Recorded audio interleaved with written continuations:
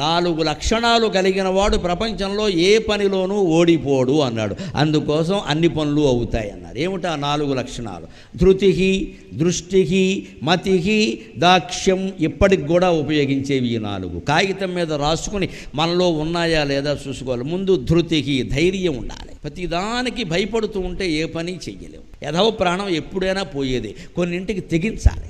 ఆ ధైర్యం లేనివాడు ఏ పని చేయరు. అన్నిటికీ భయపడతాడు. అన్నింటికీ తోడు కావాలి. ఎవరో 4 ఉండాలి. ఎవరు ఉంటారమ్మా జీవితాంతం తోడు? అంటే మనమే ధైర్యం తెచ్చుకోవాలి. ధృతికి, దృష్టికి అంటే ముందు చూపు ఉండాలి. మతికి, మేధ అంటే తెలివితేటలు. పని చేస్తున్నామంటే తెలివి ఉండాలి. ఆ తెలివి లేకపోతే పని నాశనం అయిపోతుంది.